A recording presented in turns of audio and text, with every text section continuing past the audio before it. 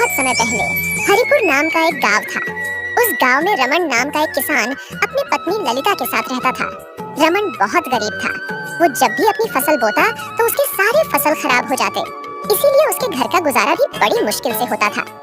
एक दिन ललिता ने रमन से कहा, अजी घर में राशन नहीं है, समझ नहीं आता कि हम अपना गुजारा कैसे करेंगे।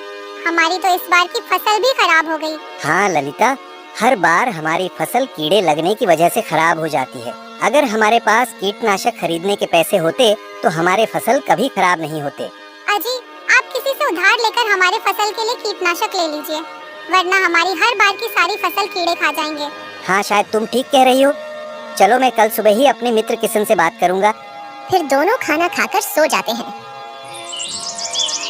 अगली सुबह रमन अपने मित्र किशन के पास चला जाता है।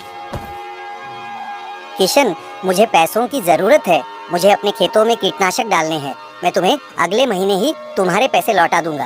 अरे क्या बताऊं भाई रमन, मेरे पास तो खुद पैसे नहीं है, मैं तुम्हें कहां से दूं? भाई रमन, मुझे माफ करो, मैं तुम्हारी कोई सहायता नहीं कर सकता। किशन ने रमन को पैसे देने से मना कर दिया। रमन बेचारा उदास होकर घर लौट रहा था। तभी जंगल के रास्ते में उसे एक पक्षी पिंजरे में कैद दिखाई दिया। अरे यह कौन सी पक्षी है और इसे कैद किसने कर दिया?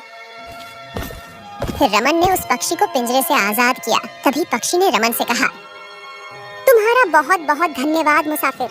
मैं यहाँ कई घंटे से कैद थी, तुमने मुझे रिहा कर दिया।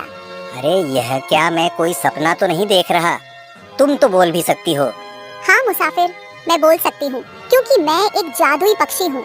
मुझे एक बहेलिया ने यहाँ कैद करके रखा था। क्या तुम सच में एक जादुई पक्षी हो? हाँ मुसाफिर, मैं सच में एक जादुई पक्षी हूँ। लेकिन तुम इतने उदास क्यों हो? फिर रमन ने जादुई पक्षी को सारी बात बताई, जिसे सुन पक्षी बोली, मुसाफिर, तुमने मेरी जान बचाई है, इसलिए मैं हर रोज तुम्हें एक सोने के पंख दूंगी। तुम उसे बाजार में बेच देना। तुम्हारा बहुत बहुत धन्यवाद जादुई पक्षी। पर एक बात याद रखना मुसाफिर, अगर तुमने कभी लालच की तो सब कुछ गायब हो जाएगा। तुम चिंता मत करो जादुई पक्षी, मैं अपने मन में कभी लालच पैदा नहीं होने दूंगा। फिर रमन जादुई पक्षी को अपने साथ अपने घर ले गया और सारी बात ललिता से बताई। ये लोग गए थे पैसे लेने, पैसे तो नहीं मिले, ऊपर से एक पक्षी और ले आए। अब इसका खर्चा कहाँ से आएगा? क्या करूं ललिता, किशन ने पैसे देने से मना कर दिया। वैसे भी यह कोई आम पक्षी नहीं, यह एक जादुई पक्षी है।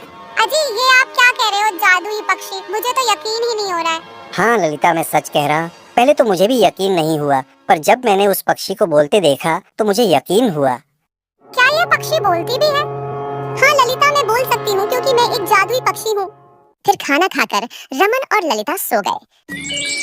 अगली सुबह जादुई पक्षी ने रमन को एक सोने का पंख दिया, जिसे बेचकर रमन को बहुत पैसे मिले। उस पैसों से रमन ने कीटनाशक लिए और अपने खेतों में छिड़काव किया।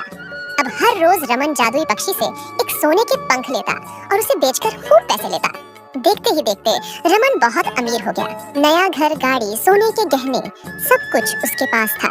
ऐसे ही कई महीने बीत गए। अब धीरे धीरे रमन के मन में लालच आ रहा था। अरे कब तक मैं उस जादुई पक्षी से सोने के एक एक पंख लेता रहूंगा? क्यों ना मैं उसे पक्षी को पकड़कर एक बार में ही उसके सारे पंख ले लूं और गांव का सबसे अमीर व्यक्ति बन जाऊं।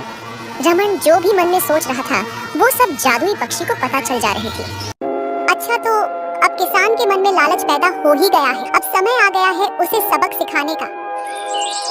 अगली सुबह रमन ने जादुई चिड़िया से कहा, अरे जादुई पक्षी, मेरी पत्नी ललिता ने तुम्हारे लिए खीर बनाया है, इसलिए मैं तुम्हें लेने आया हूँ। जादुई पक्षी पहले से ही रमन की सभी चाल को समझ रही थी।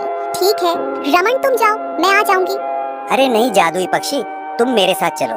ठीक है रमन। ये कहकर जादुई पक्षी रमन के पास जाती है। तभी रमन ने उसे पकड़ लिया और कहा, बस बहुत हुआ, अब मैं डेली डेली पंख नहीं ले सकता, इसलिए तुझे पकड़कर एक बार में ही तेरे सारे पंख ले लूंगा। तभी जादुई पक्षी ने रमन के हाथों में चोंच मारी और उसकी पकड़ से छूटकर पेड़ पर जा बैठी और बोली, दुष्ट किसान, मैं जानती थी एक दिन तेरे मन में लालच आएगा।